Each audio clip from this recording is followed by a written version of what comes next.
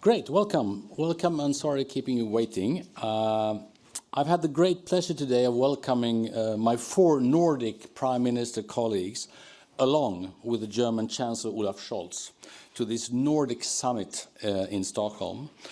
And I think we've had a productive day so far, the very first meeting between us all as NATO allies, the very first one. We started off with my Nordic colleagues and senior industry leaders discussing how this region can be more competitive in a world of increased global competition and many geopolitical tensions. We signed the joint Nordic Declaration on Competitiveness and Security, which has to focus on emerging technologies, green transition, growing defense industries. The latter, not least, connecting to our long-lasting support for Ukraine's independence and freedom. We continued to Ericsson headquarters in Kista, where Chancellor Scholz joined us. After a tour on high-tech in the high north, we discussed the interface between security, telecommunications and connectivity, and how to counter hybrid threats and how to foster civil preparedness. And tonight, after this session, we will continue our discussions over dinner on support to Ukraine and about European security in a NATO perspective. If I may say so myself, the Nordic cooperation is a pretty unique one. We are already our each other's closest partners, and combined we constitute an underestimated political and economic force. If you bring us together with our Baltic neighbors, our shared economies would qualify not only for the G20, but actually also for the G10.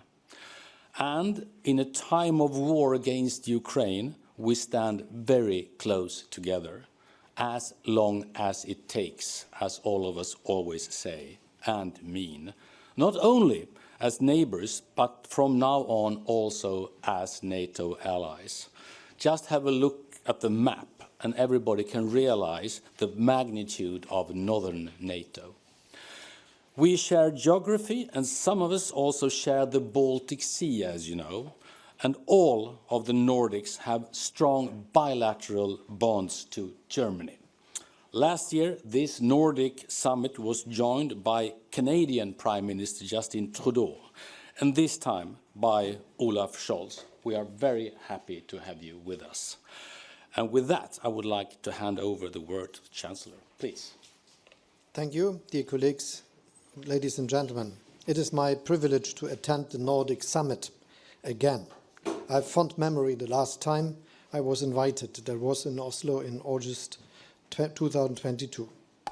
Many thanks for your kind invitation, dear Ulf and all my Nordic colleagues. This shows the high level of cooperation and trust between Nordic countries and Germany, for which I'm very grateful. Nordics and Germany are more than just neighbors. We share the same values and interests, and we cooperate closely on a wide variety of issues for a secure, free and prosperous Europe. There's one major difference to the last time I attended this gathering. Now we are all allies within NATO, as you already mentioned. This is a direct consequence of Russia's aggression against Ukraine and the return of Russian imperialism to Europe. Finnish and Swedish membership in the alliance strengthens NATO and is a security gain for all of us. In this spirit, we just discussed existing threats to our values in our societies and about threats to our common security. I greatly value the Nordic perspectives on all of these matters. In particular, the Nordic approach to preparedness is inspiring and instructive to us. I'm looking forward to enhance our cooperation on these matters. We stand united in our support for Ukraine and its defense against the ongoing Russian aggression. We will continue to provide our support to Ukraine for as long as it takes. It is great to be back in Stockholm. Thank you very much. Thank you, Olaf. Please, Mette. And thank you, Ulf. It's a great pleasure for us to be here today. And as you said, now the Nordic countries are united, finally, in NATO.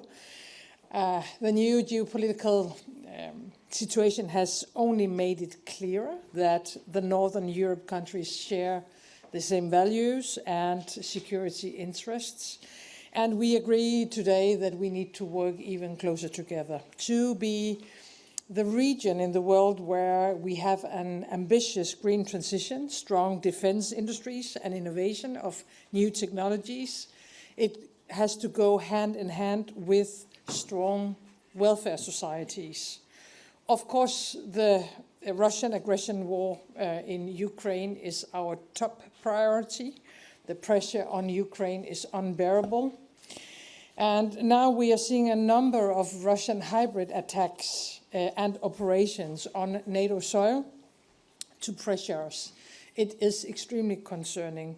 You, Olaf, showed determination with Germany's decision to donate more Patriots to Ukraine. The US decision on the military aid package to Ukraine is another piece of good news.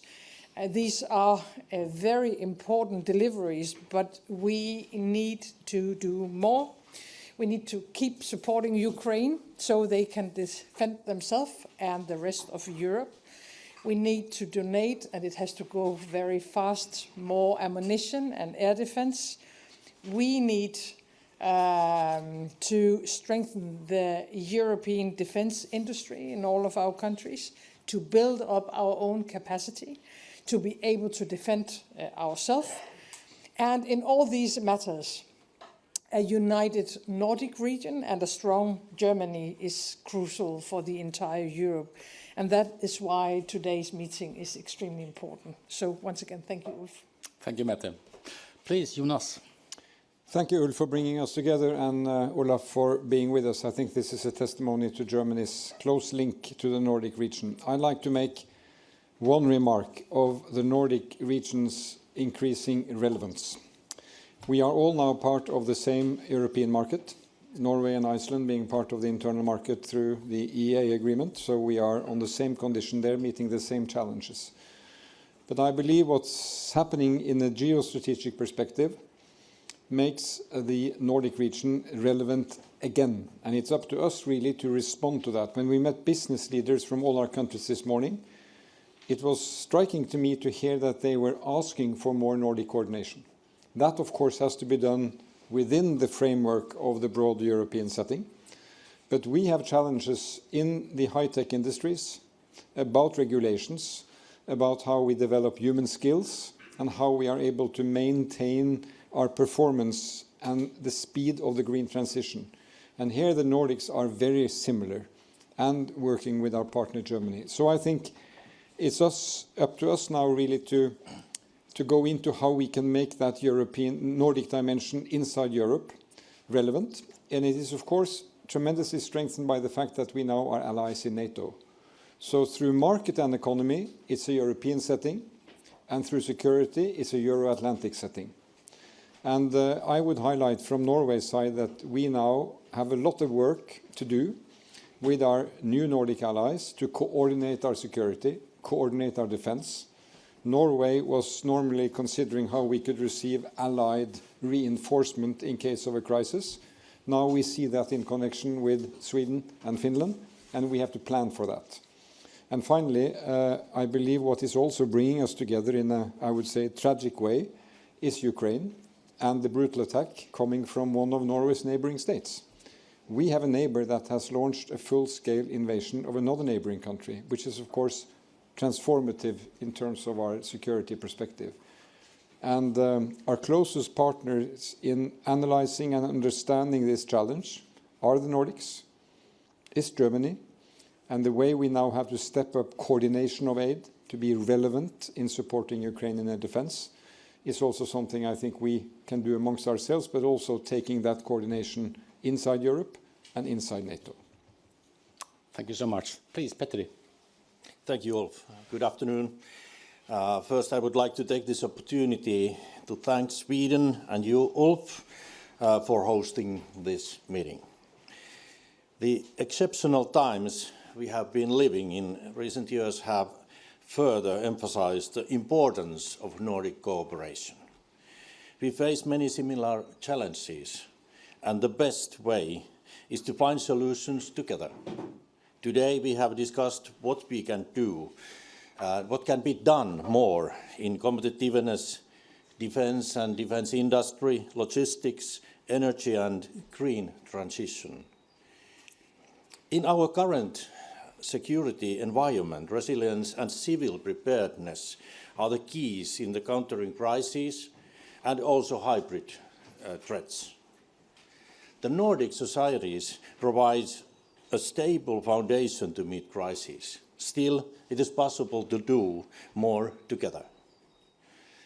With Finland and Sweden's accession to NATO, the whole Nordic region is now in the same alliance, finally. In addition to Nordic cooperation, we need to deepen our cooperation with our allies around the Baltic Sea region. Therefore, Olaf, your being here with us today is important. It's very important for all of us. Situation in Ukraine, it's critical. It is not only the security of Ukraine that is at stake, but also our own security. We need to act now. Nordic countries and Germany have been Ukraine's strong supporters, and we are strongly committed to continuing our support for Ukraine for as long as needed. I call all other countries to do the same. Thank you. Thank you, Petri. And finally, Iceland. Bjarni. Thank you, Ulf, and thank you for the coordination and your hospitality here in Stockholm. Now, the very fundamental pillars of for the Nordic region, the pillars that have secured the most prosperous region in the world: peace, thriving democracies, and open markets, have created the living standards that we enjoy today and our societies. And they are the best in the world. All these three pillars are being threatened at the moment. Peace is being threatened by the invasion into Ukraine. A war is happening almost in our backyard. And it is encouraging to see the solidarity that is shown not only here today, but also in a broader sense with the enlargement of NATO and the contributions that are being increased. A fundamental issue that has been addressed here today, but it is good to be among other NATO members that are in agreement of the importance of this issue. Democracy has also been under threat by not only the invasion in itself, which is an attack on our fundamental values, but also different kinds of threats, such as hybrid attacks and digital war is ongoing. But today we have put most of our focus on competitiveness, which is, of course, always very strongly related to the first two. And it has been encouraging to see that opportunities for the region to continue to grow are there, and we need to do more of sharing information, cooperating in different fields. And the meeting with businesses for lunch was very encouraging to see business leaders from all of the member countries come together and share information with the politicians. This was both informative and encouraging for all of us. So it's been a very prosperous day. I thank you for the hospitality and the coordination, Ulf. Thank you so much. And it's not over yet, but now please. We will go over to questions, and we will have time for 6 questions. We'll do them in English, preferably, and we would like you to direct your question to one of the leaders. We will start with TT from Sweden. Yes, Patrik Dock at TT. First of all, to Mr. Scholz, Germany has been a big provider of military aid to Ukraine. When and what is most important for Ukraine in terms of future German aid? and what needs to be done to make it get there faster. And also to Mr. Kristersson, you spoke with President Zelensky earlier, he tweeted. Did you give him any promises about sending air defense systems and specifically Patriot? Will Patriot be included in the next support package for Ukraine? Please. So thank you for the question. Germany provided already and announced to provide military aid for Ukraine at about 28 billion, which is quite a lot. And even this year it will be more than 7 billion, which is, I think, the biggest number and figure all over Europe. And we are very glad that we now are shared again by our United States friends with the decision of the Congress, and that so many others increased their support for Ukraine, which will be necessary for a long time. And I think this is the main sentence of our messages altogether. We will support Ukraine as long as it takes. As you know, we decided to submit now a third Patriot system to Ukraine, which was a decision that was not that easy because we don't have too many of them, but it was important to do that, and we hope that some other European countries will follow, because in the end we need a lot of munition, artillery, tanks, and air defense, and especially Patriot and the RST system from Germany, which will be most helpful. Well, yes, I had a long and good discussion with President Zelensky this morning, and I confirmed the fact that I, as well, will be part of the peace conference in June in Switzerland, and I also confirmed that we are fully aligned with the discussions going on with the German initiative. We will come back exactly with what kind of contributions will be done from the Swedish horizon. We have done other parts of air defense previously, and we will continue to do that. Exactly how and to what amount will be released later on, but also confirm that we are in very detailed discussions with all the other countries within the F-16 coalition, formerly known, how to help with more air capacity to Ukraine. But we will come back with more precise descriptions on exactly what Sweden can deliver and what is most suitable to deliver in relation to what other countries are delivering and in relation to what we need to have in Sweden to be able to protect ourselves. Next question goes to Dr. Andreas Rinke from Reuters. Thank you. I would like to come back to the question of 5G, which was mentioned by the Swedish Prime Minister. More general question, since you all six have been at Ericsson, is that a sign, a signal that you all of your countries want to replace Chinese components in the 5G network when they are still existing? More specific question to Swedish and Finnish Prime Minister, since you have two companies who could provide components in this field, do you support that the EU sets quota how many European components should be used in 5G and 6G networks? And Chancellor, one question for you. The German government hasn't made a decision yet how to enforce a stricter law on critical infrastructure, also meaning the 5G network. When is the German government supposed to actually have an agreement on that? Thanks. Thanks. If I start off, I think all these decisions are national, as you know, even though there is a European toolbox to be used, and many countries use that. I think that we can unite. There is a growing concern because there is a connection between security, telecommunications, and the relation to different countries. So I think there is a good reason for having this discussion about secure connectivity, which we had today.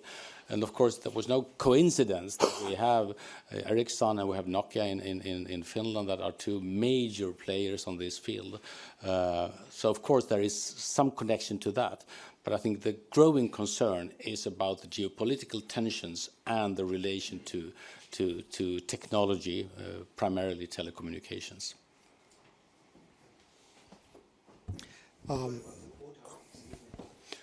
Well, there is no quota discussion right now. There is absolutely a concern about limited market access in China, basically. There is. On the other hand, these players are very big in other parts of the world. It was very important to have the talk with Ericsson, as it would be important to have a similar talk with Nokia, to be very clear in this field. I already had them. The representatives of the company visited me in Berlin, and we had used several occasions for discussing intensely about techniques and politics that are related to this. So let me state first, one of the questions of economic progress and technological progress in Europe is the question of our telecommunications networks, and especially of 5G and later the implementation of 6G. It's very important to see what are the possibilities for our economies coming from that. And this is very clear to my point of view that we should go into using 5G standalone. I have not learned it today the first time, but I discussed it quite often, but I will repeat. We have to make it happen that this most progressive technology is the typical one very soon in Europe, and that we are not falling behind other continents, especially not because we have the most progressive technology companies in telecommunication in Europe. And this is these two Scandinavian companies, which are so successful, not just in Europe, but also globally. And what they also offer to all of us is very safe technology, looking at security questions.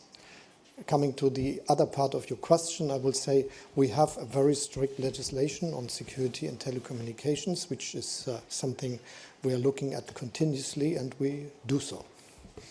Next question goes to Danish Ritzau, Rasmus Svaneborg.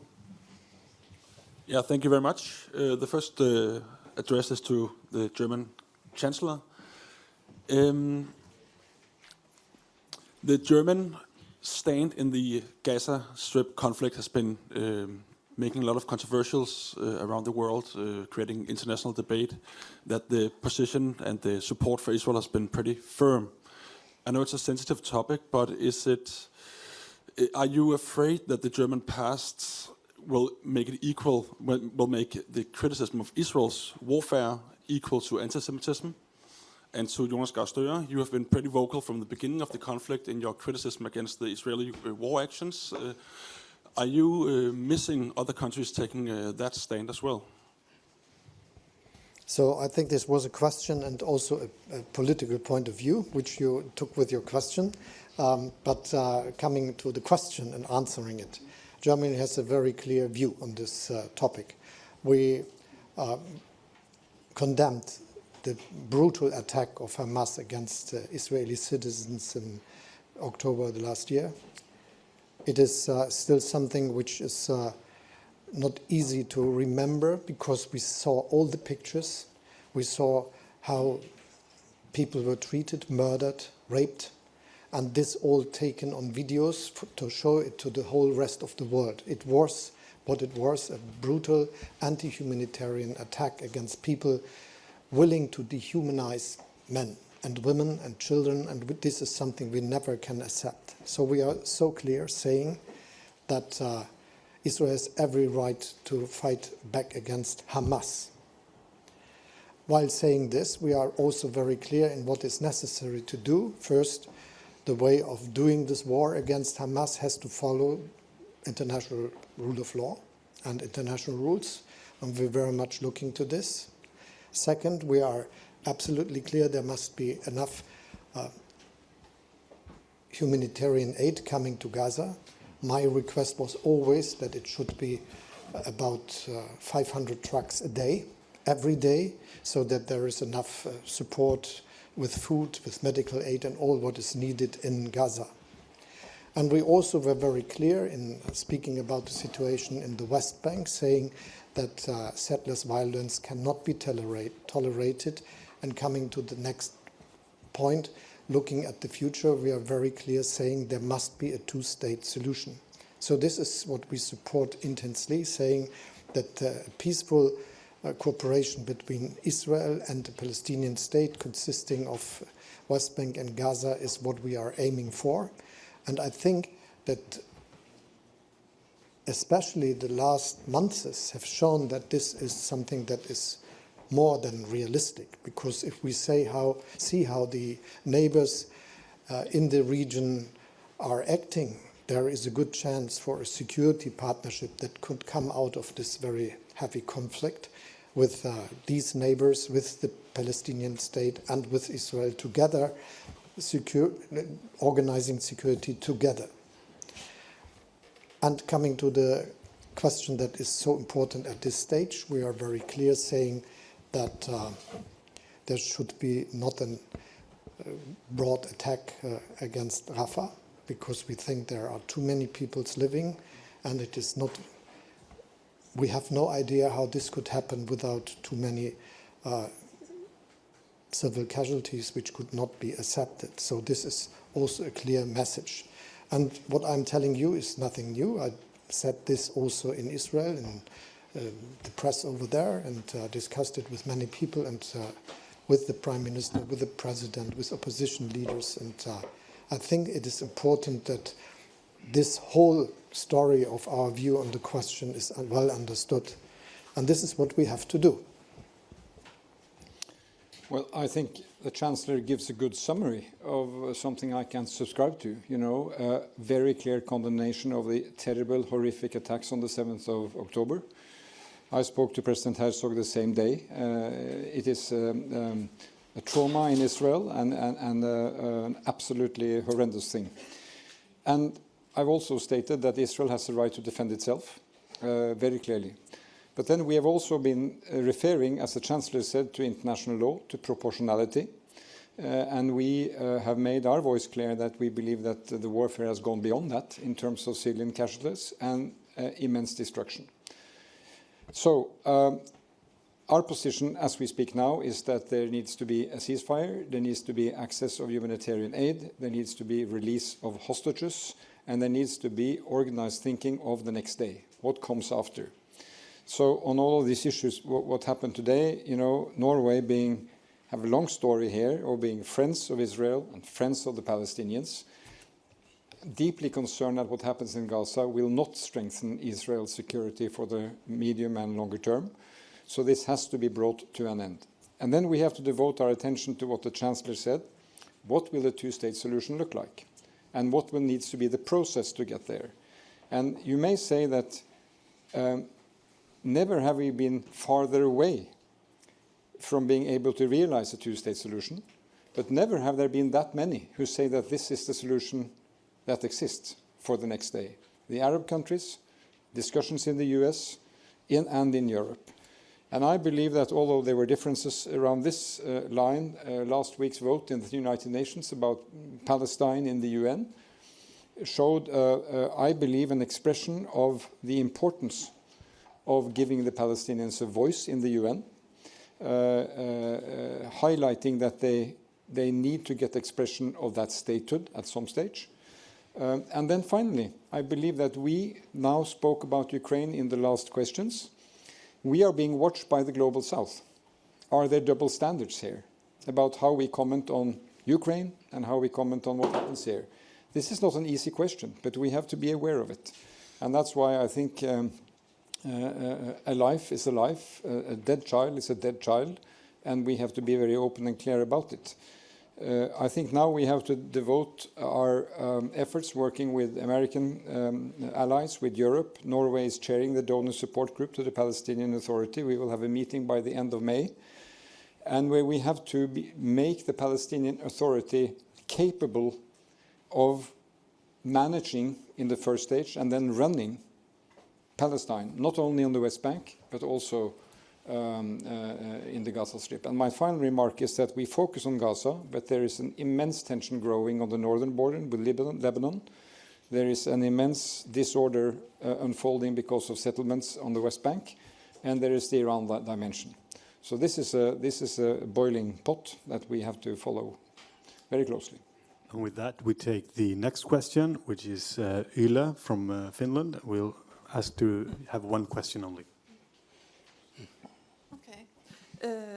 one more question of Ukraine to all of you.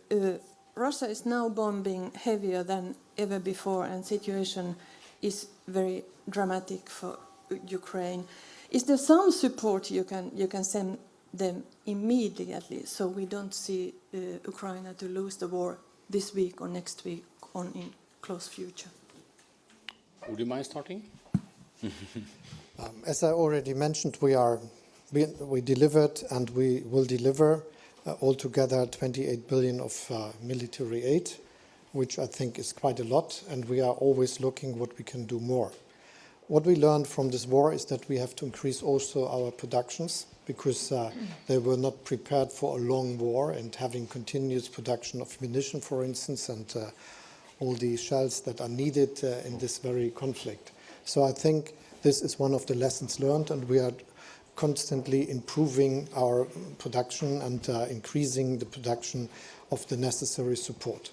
One of the very good advantages of the debates we had in Europe the last time is that there came up an agreement that we will do procurement not just in Europe, but also all over the globe if we find things that we could send to Ukraine, which will be helpful for their defense. And I think this was a big breakthrough, because we together did it from our side, but it was not a common European position. Now it is, and which I think is an advantage. And this is combined with many other decisions we took. If I may refer to the European Union, increasing the fiscal support with altogether 50 billion for this and the next years. We increased the military assistance fund, which is now able to support Ukraine. And we decided to use the interest coming from the frozen assets to buy weapons for Ukraine. I think 3 very important decisions, and they all together give us the chance that we will do the necessary. Thank you. Mette. I agree with what the German Chancellor just said. And when you ask what can we do in the coming weeks, the good thing about Patriot system is that you can very easily deploy them. It's a part of their nature.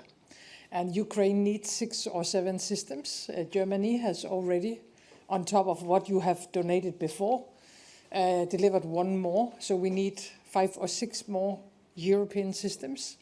They are in Europe. And I hope that everyone in Europe are listening to what General Secretary of NATO said a few weeks ago, when Stoltenberg said it's better to have air defense in Ukraine now and than to have the same systems in NATO countries. So there is still space of delivering systems from NATO countries to Ukraine. They are fighting at the moment. It's not going in the right direction. And the main reason for the losses on Ukraine's side now is because of lack of air defense. And we have the systems.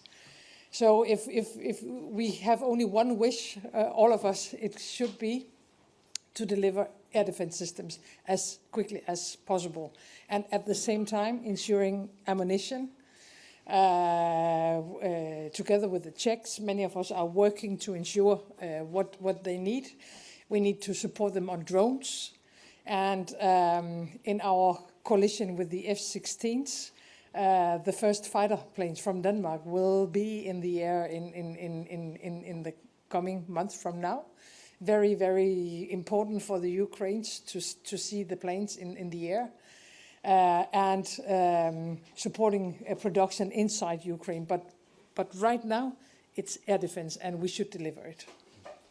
Petteri. Thank you very much. Situation in the battlefield, it's critical, and it's time to react now. We have to do more. I'm very happy that United States made decision 2 weeks ago, and now it's possible to have more weapons, strong weapons, to the battlefield. And I want to also thank Olaf and Germany how much you have done to help Ukraine, and all the Nordic countries have worked and done a lot.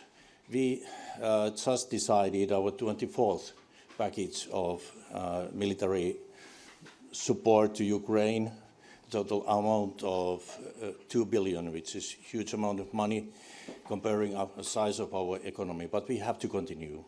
Situation is critical. We don't want to see new Mariupol in Kharkov. That's why every single country in the West, in the European Union, have to do all what they can immediately, and also in the longer term, we have to ramp up our defense industry. Thanks. Okay. You got Bloomberg. Then we go to Neue Berliner Redaktionsgesellschaft.